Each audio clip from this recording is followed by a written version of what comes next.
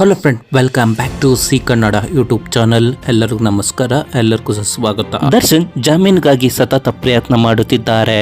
ಚಿತ್ರದುರ್ಗದ ರೇಣುಕಾಸ್ವಾಮಿ ಹತ್ಯೆ ಪ್ರಕರಣಕ್ಕೆ ಸಂಬಂಧಿಸಿದಂತೆ ಮತ್ತೆ ಸುಪ್ರೀಂ ಕೋರ್ಟ್ ಮೊರೆ ಹೋಗಿದ್ದಾರೆ. ಜೈಲಿನಲ್ಲಿ ತಾವು ಅನುಭವಿಸುತ್ತಿರುವ ಕಷ್ಟಗಳನ್ನು ಇಟ್ಟುಕೊಂಡು ಸಲ್ಲಿಸಿದ ಅರ್ಜಿಯಲ್ಲಿ ಕೆಲವು ಗಂಭೀರ ಆರೋಪಗಳನ್ನು ಮಾಡಲಾಗಿತ್ತು. ಈ ಸಂಬಂಧ ಕಾರಾಗೃಹ ಇಲಾಖೆ ಬಳಿ ಸುಪ್ರೀಂ ಕೋರ್ಟ್ ವರದಿ ಕೇಳಿತು. ಅದಕ್ಕೆ ಎಸ್ಪಿಪಿ ಸಾಕ್ಷಿ ಸಮೇತ ವರದಿ ಸಲ್ಲಿಕೆ ಮಾಡಿದ್ದಾರೆಂದು ವರದಿಯಾಗಿದೆ. ಇತ್ತೀಚೆಗೆ ದರ್ಶನ್ ಸುಪ್ರೀಂ ಕೋರ್ಟ್ಗೆ ಸಲ್ಲಿಸಿದ ಅರ್ಜಿಯಲ್ಲಿ ಮಾಡಿದ ಗಂಭೀರ ಆರೋಪಗಳನ್ನ ಕಾರಾಗೃಹ ಇಲಾಖೆ ಗಂಭೀರವಾಗಿ ಪರಿಗಣಿಸಲಾಗಿದೆ. ಹೀಗಾಗಿ ದರ್ಶನ್ಗೆ ಜೈಲಿನಲ್ಲಿ ನೀಡುತ್ತಿರುವ ಸೌಲಭ್ಯಗಳು ಹಾಗೂ ಅವರ ಮಾಡಿರುವ ಆರೋಪಗಳಿಗೆ ಒಂದೊಂದಾಗಿಯೂ ವಿಚಾರಣೆ ನೀಡಿದೆ. ವರದಿಯನ್ನ ಸಲ್ಲಿಕೆ ಮಾಡಲಾಗಿದ್ದು, ದರ್ಶನ್ಗೆ ಜಾಮೀನು ವಿಚಾರವಾಗಿ ಮತ್ತೆ ಹೆದರಿಕೆ ಶುರುವಾಗಿದೆ ಎನ್ನಲಾಗಿದೆ. ಒಂದಿಷ್ಟು ದಿನಗಳು ಸೈಲೆಂಟ್ ಆಗಿದ್ದ ದರ್ಶನ್ ಮತ್ತೆ ಜಾಮೀನಿಗಾಗಿ ಪ್ರಯತ್ನ ಮಾಡುತ್ತಿದ್ದಾರೆ. ಈ ಸಂಬಂಧ ಸುಪ್ರೀಂ ಕೋರ್ಟ್ ಮೊರೆ ಹೋಗಿದ್ದಾರೆ.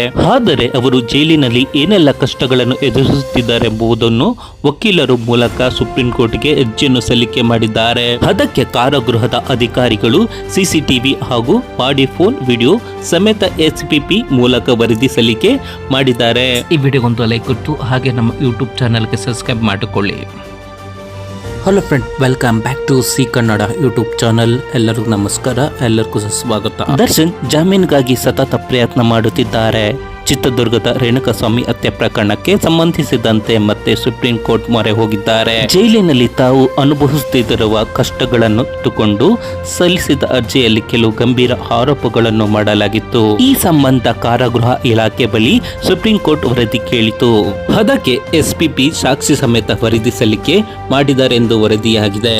ಇತ್ತೀಚೆಗೆ ದರ್ಶನ್ ಸುಪ್ರೀಂ ಕೋರ್ಟ್ಗೆ ಸಲ್ಲಿಸಿದ ಅರ್ಜಿಯಲ್ಲಿ ಮಾಡಿದ ಗಂಭೀರ ಆರೋಪಗಳನ್ನ ಕಾರಾಗೃಹ ಇಲಾಖೆ ಗಂಭೀರವಾಗಿ ಪರಿಗಣಿಸಲಾಗಿದೆ. ಹೀಗಾಗಿ ದರ್ಶನ್ಗೆ ಜೈಲಿನಲ್ಲಿ ನೀಡುತ್ತಿರುವ ಸೌಲಭ್ಯಗಳು ಹಾಗೂ ಅವರ ಮಾಡಿರುವ ಆರೋಪಗಳಿಗೆ ಒಂದೊಂದಾಗಿಯೂ ವಿಚಾರಣೆ ನೀಡಿದೆ. ವರದಿಯನ್ನ ಸಲ್ಲಿಕೆ ಮಾಡಲಾಗಿದ್ದು, ದರ್ಶನ್ಗೆ ಜಾಮೀನು ವಿಚಾರವಾಗಿ ಮತ್ತೆ ಹೆದರಿಕೆ ಶುರುವಾಗಿದೆ ಎನ್ನಲಾಗಿದೆ. ಒಂದಿಷ್ಟು ದಿನಗಳು ಸೈಲೆಂಟ್ ಆಗಿದ್ದ ದರ್ಶನ್ ಮತ್ತೆ ಜಾಮೀನಿಗಾಗಿ ಪ್ರಯತ್ನ ಮಾಡುತ್ತಿದ್ದಾರೆ. ಈ ಸಂಬಂಧ ಸುಪ್ರೀಂ ಕೋರ್ಟ್ ಮೊರೆ ಹೋಗಿದ್ದಾರೆ. ಆದರೆ ಅವರು ಜೈಲಿನಲ್ಲಿ ಏನೆಲ್ಲ ಕಷ್ಟಗಳನ್ನು ಎದುರಿಸುತ್ತಿದ್ದಾರೆ ಎಂಬುದನ್ನು ವಕೀಲರು ಮೂಲಕ ಸುಪ್ರೀಂ ಕೋರ್ಟ್ಗೆ ಅರ್ಜಿಯನ್ನು ಸಲ್ಲಿಕೆ ಮಾಡಿದ್ದಾರೆ. ಅದಕ್ಕೆ ಕಾರಾಗೃಹದ ಅಧಿಕಾರಿಗಳು ಸಿಸಿಟಿವಿ ಹಾಗೂ ಬಾಡಿ ಫೋನ್ ವಿಡಿಯೋ ಸಮೇತ ಎಸ್ಪಿಪಿ ಮೂಲಕ ವರದಿ ಸಲ್ಲಿಕೆ ಮಾಡಿದ್ದಾರೆ. ಈ ವಿಡಿಯೋಗೊಂದು ಲೈಕ್ ಕೊಟ್ಟು ಹಾಗೆ ನಮ್ಮ ಯೂಟ್ಯೂಬ್ ಚಾನಲ್ಗೆ ಸಬ್ಸ್ಕ್ರೈಬ್ ಮಾಡಿಕೊಳ್ಳಿ.